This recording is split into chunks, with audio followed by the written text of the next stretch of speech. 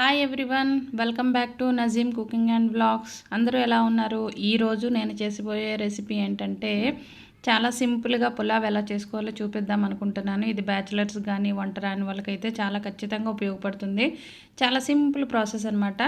దానికి గాను నేనైతే ఒక పావు బియ్యం తీసుకొని ఒక 15 నిమిషాల ముందే నానబెట్టుకున్నాను. అవసరం లేదు, మీకు టైం ఉందంటే నానబెట్టుకోండి, లేకపోతే డైరెక్ట్గా కూడా వేసుకోవచ్చు. దీనికి గాను 3 టమాటాలు, ఒక 6 పచ్చిమిర్చి, లవంగ, యాలిక, అలాగే బిర్యానీ ఆకు, అలాగే కొంచెం కొత్తిమీర అనమాట.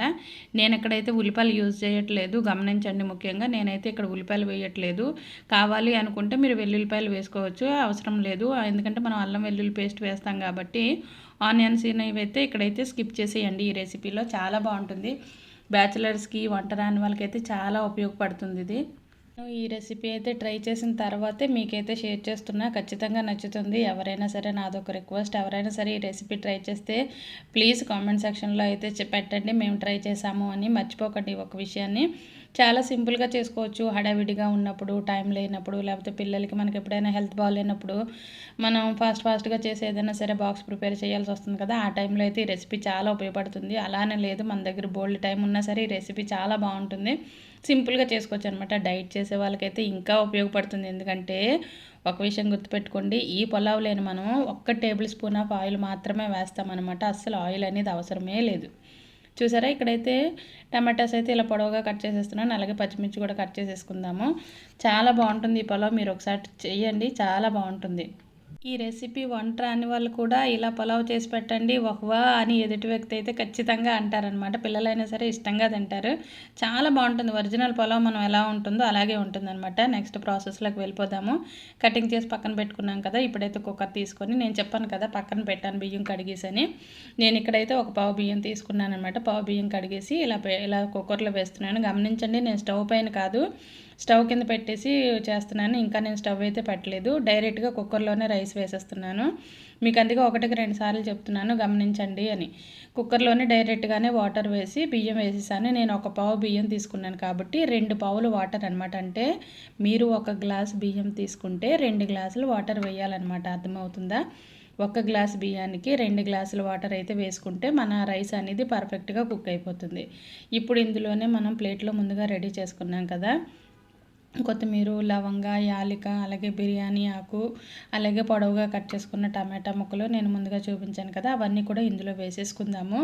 ఇంకొకసారి గమనించండి, ఉల్లిపాయలు వేయకూడదు, ఎల్లుల్లిపాయలు వేయకూడదు, నీరుల్లిపాయ కూడా వేయకూడదు. మొత్తం ఈ రెసిపీకి అయితే స్కిప్ అనమాట. అవి అంటే వేయకుండా చేయండి, చాలా బాగుంటుంది. మీరు ఒకసారి చూడండి. రెసిపీ చూస్తున్నప్పుడు మీరు కామెంట్ చేయకుండా వండిన తర్వాత ఒకసారి ట్రై చేసి అప్పుడు చెప్పండి, ఓకేనా? అంత బాగుంటుంది అనమాట ఈ రెసిపీ. అలాగే కొత్తిమీర కూడా వేసుకొని ఈ రైస్కి తగ్గడంత కొంచెం సాల్ట్ కూడా వేసుకోండి. మీకు గీ ఇష్టపడితే కొంచెం గీ వేసుకోండి, లేకపోతే నేను చెప్పాను కదా, ఈ రెసిపీకి ఈ పులావ్కి మనం ఆయిల్ అనేది అసలు వాడము, అలాగే ఫ్రై అనేది అసలు చెయ్యమన్నమాట, డైరెక్ట్గా వేసేస్తున్నాం.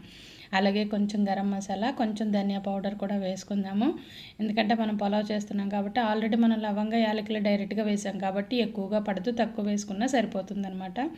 చాలా బాగుంటుంది రెసిపీ. చూసారా, అల్లం వెల్లుల్లి పేస్ట్, గరం మసాలా, ధనియా పౌడర్ అన్నీ కూడా ఇందులోనే డైరెక్ట్గా వేసేస్తున్నాను. గమనించండి, నేను ఇవన్నీ కూడా ఫ్రై చేయకుండా డైరెక్ట్గా కుక్ చేసేస్తున్నాను అనమాట. మామూలుగా మనము పులావ్కి అయితే ఏం చేస్తాం, ఇవన్నీ కూడా ఆయిల్లో వేయిస్తాం కదా, అలా కాకుండా నేను ఇవన్నీ డైరెక్ట్గా వేసేస్తున్నాను.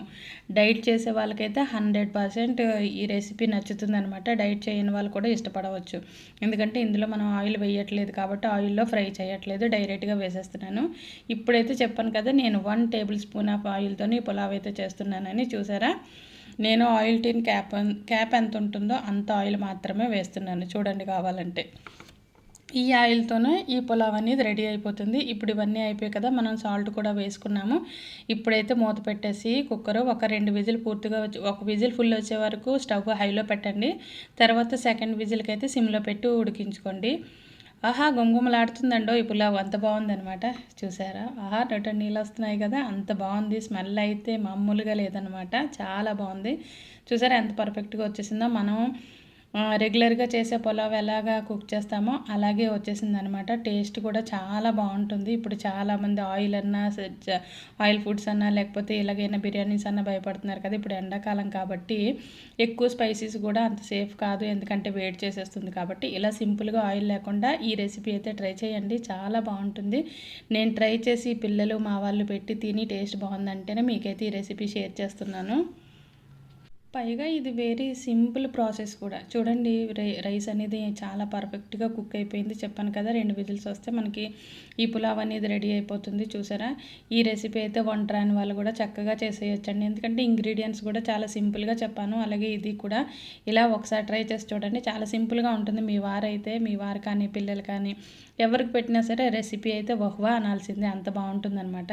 చూడండి, చాలా సింపుల్గా చేసేసాను కదా, చాలా బాగా వచ్చింది. మనం పులావ్ ఎలా చేసుకుంటామో అలాగే కాకుండా ఇలా ఒకసారి మార్చి చూడండి, టేస్ట్ అయితే సూపర్. అలాగే మనకి చాలా సింపుల్ టైంలో అయిపోతుంది. టైం సేవింగ్ రెసిపీ అని కూడా చెప్పొచ్చు. మనకి అర్జెంటుగా కావాలనుకున్నప్పుడు అయితే చేసేయచ్చు. నాకు ఈ రెసిపీ అయితే మొన్న రంజాన్ టైంలో అయితే నాకు చాలా బాగా ఉపయోగపడింది. ఒకసారి అయితే నేను సెహరీకి లెగడం లేట్ అయిపోవడం వల్ల టైం సరిపోలేదు, సెహరీ టైం అయిపోతుంది, వంట చేయాలి, ఎలాగబ్బా అనుకొని ఈ రెసిపీ అయితే గబగబా చేసి పెట్టేశాను. చాలా బాగుంది, టేస్ట్ అయితే సూపర్గా వచ్చింది.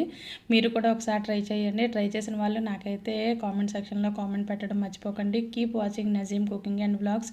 ఇలాంటి మంచి మంచి రెసిపీస్ నా ఛానల్లో చాలా ఉన్నాయి, అవైలబుల్గా ఉన్నాయి. సింపుల్ రెసిపీస్ అనమాట, వంట రాని వాళ్ళు కూడా చేయొచ్చు. Please support Nazeem cooking and vlog.